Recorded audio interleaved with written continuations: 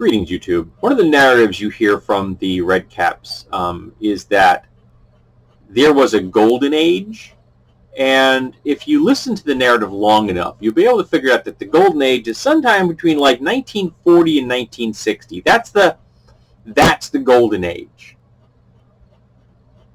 People were coming out of the Great Depression.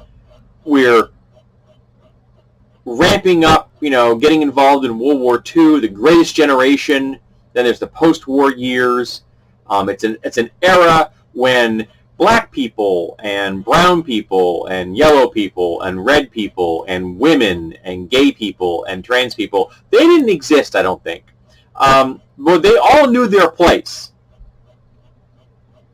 They all knew their place. As well as Muslim people and Jewish people and the other religion in America. All of those folks knew their place, and they knew that they had to listen to the straight, white, cis dudes. And if you didn't, the ramifications were very ugly. That's the kind of golden era. Of course, golden only for straight, white, cis dudes. All those other people I just mentioned, they didn't enjoy that 20-year time span quite as much as the dudes did, the white dudes. But there's something that narrative seems to miss. They talk about the greatest generation and how they succeeded and how they beat back the enemy during World War II. But in 2020, the Red Caps don't seem to remember who we were fighting. And I think they need to be reminded of that. Because the people we beat in Europe were the Nazis, the fascists. And we had a pretty clear policy at the time that if you were a fascist, you died. And when we see another fascist, they died. And we kept doing that, just killing fascist after fascist after fascist, until they stopped being fascist. We gave them the option.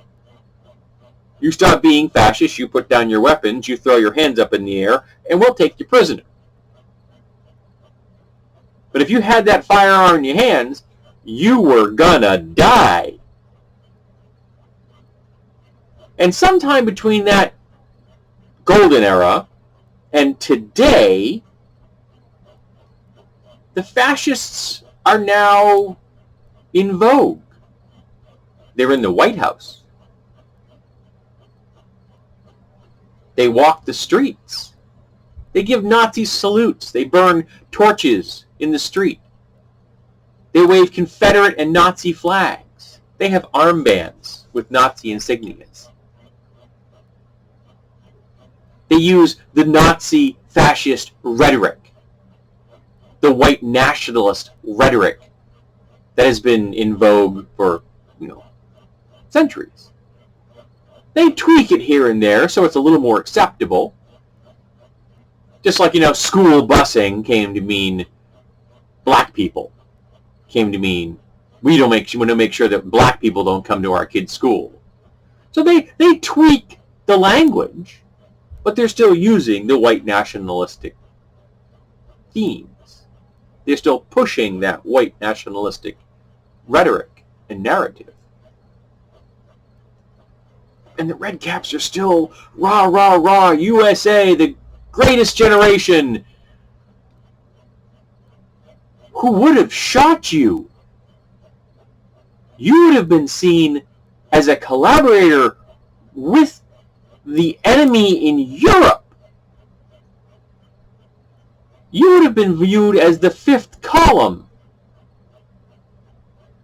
You were and are the bad guys.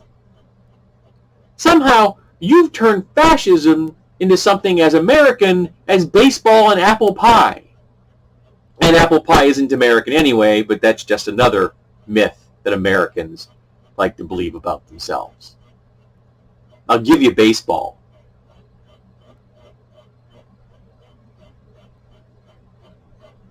Can the Red Caps not see that? Can they not see that the era they so fiercely cleaved to would have hated them for who they are? Or do they just not care as long as the guy in the White House hates immigrants and black people and wants to strip women of their bodily autonomy and wants to kick Islamic people out of the country? As long as he's endorsing all the bigotry they endorse, they're okay with embracing fascism. They're ready to just grab a pitchfork and throw up a Sieg Heil salute in the sky. They're okay with baseball, apple pie, and fascism. I don't imagine any Red Caps are going to see this. Though I have had quite a few white nationalists show up at some of my videos recently, so maybe they will. Because yes, if you are a supporter of the GOP in 2020, you are a white nationalist. Do not pretend you're not. You are a racist.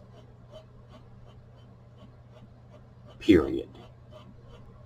You are an enemy of America.